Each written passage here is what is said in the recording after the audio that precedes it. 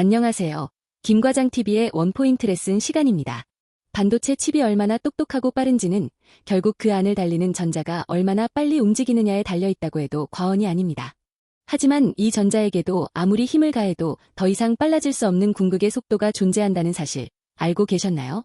오늘 이 강의에서는 전자의 속도가 왜, 그리고 어떻게 한계에 도달하는지 그 흥미진진한 여정을 함께 따라가 보겠습니다. 먼저 오늘의 주인공과 그들이 활동하는 무대를 소개하죠.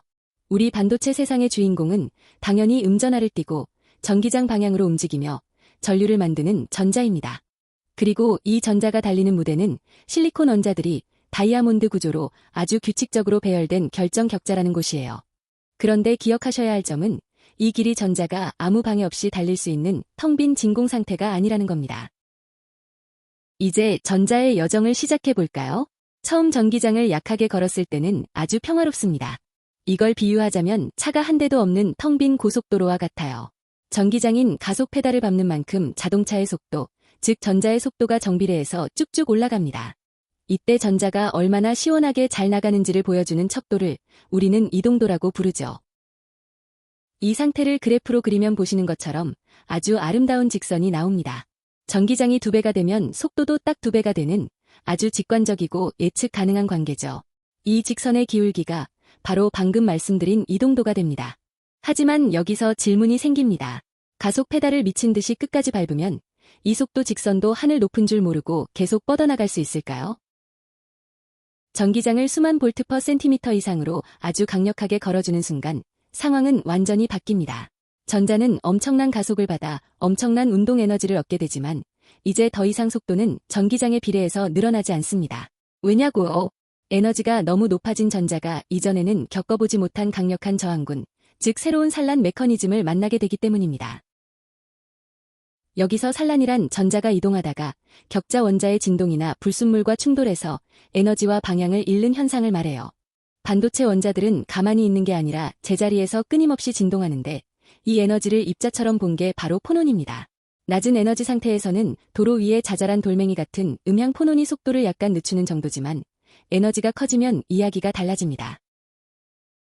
에너지가 너무 높아진 전자를 우리는 핫캐리어라고 부르는데요. 이 뜨거운 전자들은 광학 포논이라는 강력한 브레이크를 만납니다. 광학 포논은 원자들이 서로 반대 방향으로 진동하는 고에너지 상태인데 이걸 만들어내려면 엄청난 에너지가 필요합니다. 전자가 이 강력한 포논을 직접 방출하면서 자기가 가진 에너지를 한꺼번에 쏟아버리는 거죠. 전속력으로 달리던 차가 벽에 부딪히는 수준의 급정거 효과가 나타나는 겁니다. 이제 전자는 아주 바쁜 사이클에 갇히게 됩니다. 전기장에 의해 무섭게 가속되다가 임계점에 도달하면 광학 포논을 방출하며 툭 떨어지고 에너지 손실, 다시 가속되는 과정을 무한 반복하죠. 즉, 에너지를 획득하고 또 에너지가 손실되는 이 뺏고 뺏기는 반복 속에서 전자의 평균 에너지는 특정 수준 이상으로 절대 올라가지 못하는 에너지의 천장에 갇히게 됩니다. 전기장이 극도로 강해지면 드디어 균형이 찾아옵니다. 전기장으로부터 얻는 에너지와 포논을 방출하며 잃는 에너지가 딱 같아지는 시점이죠. 에너지를 더 얻지 못하니 평균 에너지도 일정해지고 결과적으로 전자의 평균 속도도 더 이상 늘지 않고 멈춰버립니다. 이 뚫을 수 없는 전자의 한계 속도를 우리는 포화 속도라고 부릅니다. 완성된 그래프를 보시죠. 처음엔 직선으로 시원하게 출발했지만 저항을 만나 휘어지더니 결국 일정한 값으로 수렴해버립니다. 즉, 선형 영역, 전위 영역, 포화 영역으로 구분할 수 있습니다. 실리콘의 경우 이 한계 속도는 초당 약 10의 7승 센티미터 정도예요. 전자의 여정은 결국 아무리 힘을 써도 넘을 수 없는 자신만의 속도 한계에 도달하며 마무리됩니다. 이 속도 포화 현상은 단순히 이론이 아닙니다. 현대 반도체 성능을 결정짓는 핵심 한계예요. 예전처럼 채널이 길었을 때는 전류가 전압의 제곱에 비례하며 넉넉하게 늘어났지만 채널이 나노 단위로 짧아진 현대 소자에서는 전자가 금방 포화 속도에 도달해버립니다.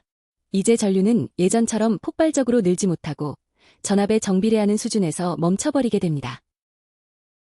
공식으로 비교해보면 차이가 명확합니다. 긴 채널 소자에서는 이동도가 핵심이었다면 짧은 채널 소자에서는 포화 속도가 전류의 크기를 직접 결정하는 핵심 상수가 됩니다. 반도체가 미세화될수록 설계의 중심이 이동도에서 포화 속도로 옮겨가게 된 거죠. 이것이 현대 반도체 공학이 마주한 근본적인 패러다임의 변화입니다. 잠깐 번외편으로 갈륨아세나이드라는 물질도 볼까요? 이 친구는 더 특이합니다. 전기장을 높이면 속도가 올라가다가 임계점을 넘는 순간 오히려 속도가 떨어지는 음성 저항 구간이 나타나요. 가벼운 전자가 에너지를 너무 많이 얻어서 무거운 옆 동네로 이사를 가버리기 때문이죠. 이 독특한 성질은 초고주파 발진기를 만드는데 아주 유용하게 쓰입니다. 오늘 배운 내용을 딱 4가지로 정리해 드릴게요. 첫 번째는 약한 전기장에서는 속도가 전압에 비례한다는 것입니다. 두 번째는 강한 전기장에서는 광학포논 방출이라는 강력한 브레이크가 걸린다는 것입니다. 세 번째는 에너지 획득과 손실이 평형을 이루면 속도가 포화 속도에 갇히게 되고, 마지막으로는 현대의 미세한 트랜지스터 성능은 바로 이 포화 속도가 결정한다는 것이죠. 자, 그럼 실리콘 전자의 한계를 우리는 운명으로 받아들여야 할까요? 아닙니다.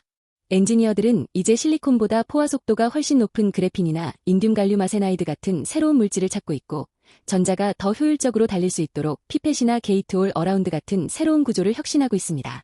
전자의 속도를 향한 인류의 여정은 지금 이 순간에도 계속되고 있습니다. 이번 강의가 유익했다면 구독과 좋아요 부탁드립니다. 시청해주셔서 감사합니다. 지금까지 김과장TV였습니다.